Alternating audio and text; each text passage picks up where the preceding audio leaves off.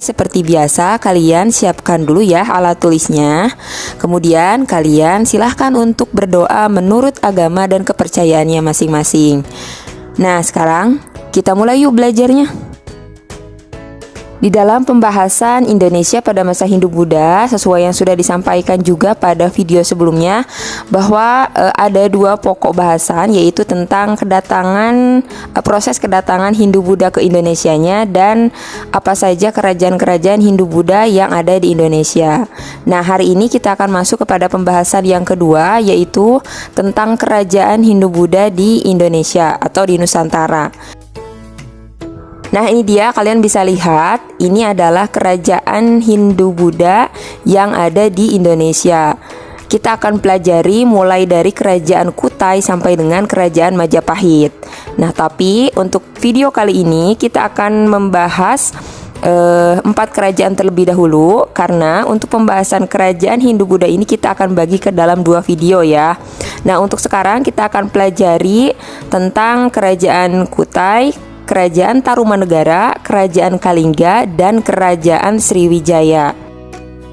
Yang pertama adalah kerajaan Kutai ya. Nah, kerajaan Kutai ini perlu kalian ketahui bahwa kerajaan Kutai itu terbagi ke dalam 2, yaitu kerajaan Kutai Martadipura yang beragama Hindu, lalu Kutai Kartanegara yang beragama Islam. Nah, sekarang coba kalian perhatikan ya video ini di tampilan video kalian ini ada peta ya.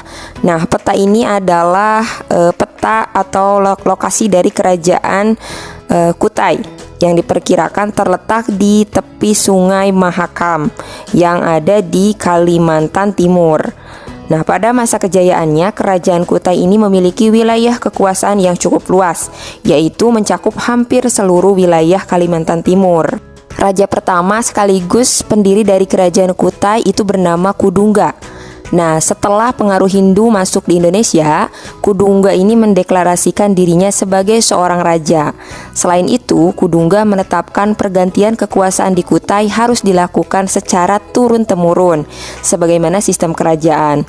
Nah, silsilah raja-raja Kutai dapat diketahui berdasarkan temuan Yupa, karena Yupa ini merupakan salah satu peninggalan dari kerajaan Kutai. Nah, setelah Kudungga wafat, ia digantikan oleh putranya yang bernama Aswawarman. Berdasarkan sumber-sumber sejarah, kerajaan Kutai ini merupakan kerajaan bercorak Hindu tertua di Indonesia. Nah, kerajaan Kutai ini mencapai puncak kejayaan pada saat Mulawarman menjadi raja. Nah, Mulawarman ini merupakan penganut Hindu yang taat. Bahkan pada saat itu ia pernah mengadakan kurban sebanyak 20 ekor lembu untuk para Brahmana. Mayoritas masyarakat di kerajaan Kutai ini menganut agama Hindu Shiva. Yang selanjutnya yaitu yang kedua, kerajaan Tarumanegara. Kerajaan ini ada sejak abad ke-4 sampai dengan abad ke-7 Masehi. Kemudian Purnawarman adalah raja terkenal dari Tarumanegara. Nah, perlu kalian ketahui bahwa setelah kerajaan Kutai berkembang di Kalimantan Timur, di Jawa bagian barat juga muncul kerajaan Tarumanegara. Nah, kerajaan ini terletak tidak jauh dari pantai utara Jawa bagian barat. Kalian bisa lihat ya di peta yang ada di video ini. Nah, berdasarkan prasasti-prasasti yang ditemukan, letak pusat kerajaan Tarumanegara itu diperkirakan berada di antara Sungai Citarum dan Sungai Cisadane. Kalau mengingat namanya Tarumanegara dan kata Taruma ini mungkin berkaitan dengan kata tarup yang artinya nilai. Nah, kata tarum ini dipakai sebagai nama sebuah sungai di Jawa Barat, yaitu Sungai Citarum. Nah, kerajaan Tarumanegara ini didirikan oleh Raja Dirajaguru Jaya Singawarman pada 358 Masehi. Jaya Singawarman ini memerintah Tarumanegara hingga 382 Masehi. Kerajaan Tarumanegara kemudian mulai mengalami kemunduran, yaitu pada saat sepeninggal dari Raja Purnawarman, yaitu pada saat pemerintahannya atau kerajaannya itu dipegang oleh Tarusbawa. Nah, kemudian perekonomian kerajaan Tarumanegara ini bertumpu pada sektor pertanian dan peternakan.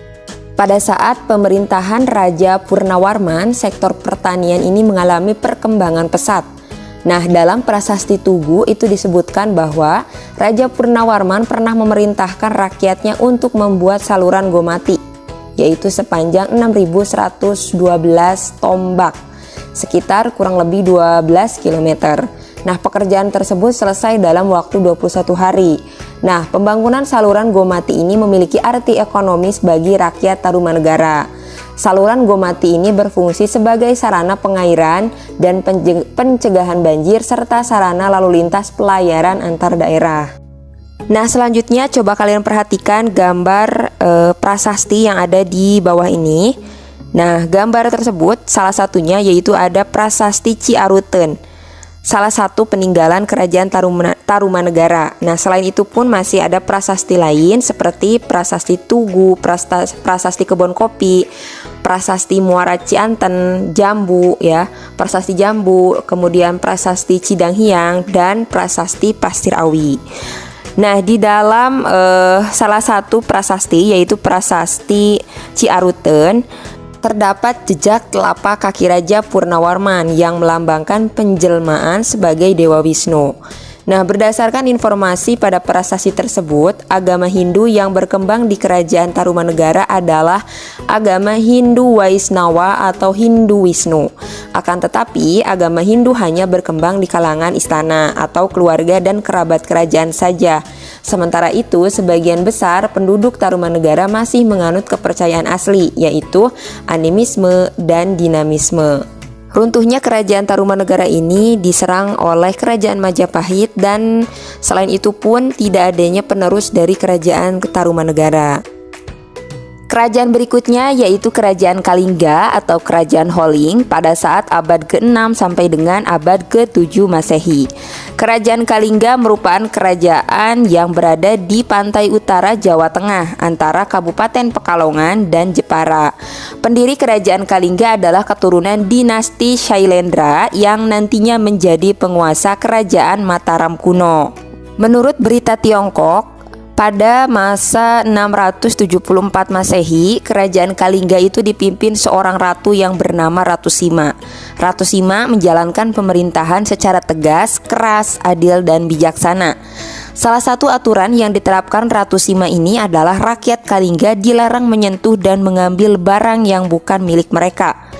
Bagi siapapun yang melanggar akan mendapatkan hukuman berat. Oleh karena itu, ketertiban dan ketentraman di Kalingga dapat berjalan dengan baik. Selanjutnya, Ratu Sima ini memiliki cucu bernama Sanaha yang menikah dengan Raja Brantasenawa dari Kerajaan Galuh. Kemudian Sanaha ini memiliki anak yang bernama Sanjaya yang kelak menjadi pendiri kerajaan dari Mataram kuno dan mendirikan dinasti Sanjaya. Dalam perkembangannya, keruntuhan kerajaan Kalingga ini ditandai dengan wafatnya Ratu Sima. Sepeninggal Ratu Sima, kerajaan Kalingga ditaklukkan oleh kerajaan Sriwijaya. Kehidupan perekonomian kerajaan Kalingga ini bertumpu pada sektor perdagangan dan pertanian. Karena letaknya yang berada di pesisir utara Jawa bagian tengah, ini menyebabkan sektor perdagangan maritim dapat berkembang di Kalingga. Komoditas perdagangan Kalingga pada saat itu antara lain kulit penyu, emas, perak, cula badak, dan gading. Sementara itu, wilayah pedalaman Kalingga yang subur dimanfaatkan penduduk untuk mengembangkan kegiatan pertanian. Selanjutnya yaitu kehidupan keagamaan pada kerajaan Kalingga. Jadi pada masa kejayaannya, kerajaan Kalingga ini menjadi pusat perkembangan agama Buddha di Jawa. Agama Buddha yang berkembang di Kalingga ini merupakan ajaran agama Buddha Hinayana. Selanjutnya peninggalan dari kerajaan Kalingga diantaranya ada Prasasti Tukmas, Prasasti Sojomerto, Candi Angin, dan Candi Bubrah. Kerajaan Kalingga mengalami kemunduran kemungkinannya selain setelah wafatnya Ratu Sima, juga kemungkinannya ada akibat dari serangan Sriwijaya yang menguasai perdagangan. Kerajaan selanjutnya yaitu Kerajaan Sriwijaya, yaitu pada abad ke-7 sampai dengan abad ke-13 Masehi. Sriwijaya merupakan kerajaan bercorak Buddha yang memiliki pengaruh di wilayah Indonesia bagian barat. Nah, lokasinya ada di tepi Sungai Musi, Palembang, Sumatera. Kerajaan Sriwijaya merupakan kerajaan maritim yang menguasai lalu lintas pelayaran dan perdagangan internasional di Asia Tenggara. Pada masa kejayaannya, Sriwijaya berhasil menguasai Selat Malaka, Tanah Genting Kera, dan Selat Sunda yang menjadi urat nadi perdagangan di Asia Tenggara. Pendiri dari kerajaan Sriwijaya yaitu Dapuntahiang Srijaya Nasa. Kemudian, raja terkenalnya yaitu bernama Raja Balaputradewa. Nah, Balaputradewa ini adalah keturunan dari dinasti Shailendra, yakni putra dari Raja Sumaratungga dengan Dewi Tara dari Sriwijaya. Hal tersebut diterangkan dalam Prasasti Nalanda bahwa Balaputradewa adalah seorang raja yang besar di Sriwijaya. Selanjutnya, kerajaan Sriwijaya berkembang menjadi pusat pengajaran agama Buddha terbesar di Asia Tenggara. Agama Buddha yang berkembang di Sriwijaya adalah aliran Mahayana.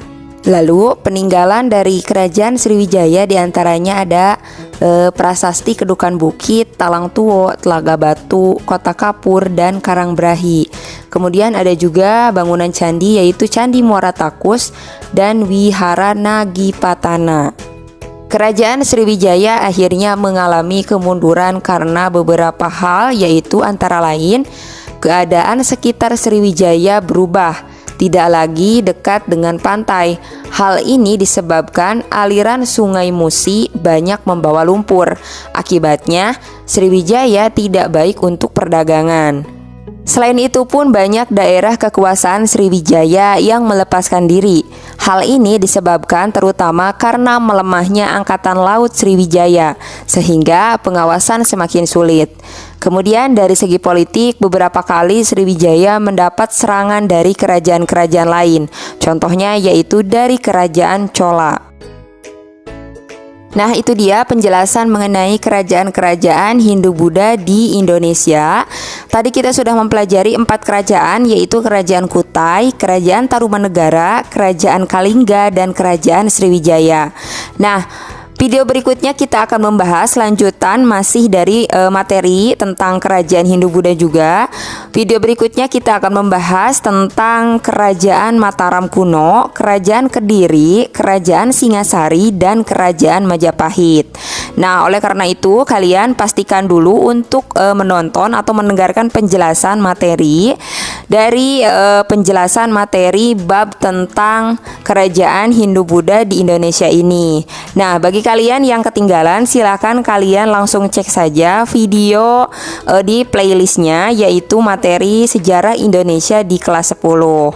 Sampai jumpa lagi dalam pembahasan video bagian kedua ya. Assalamualaikum warahmatullahi wabarakatuh.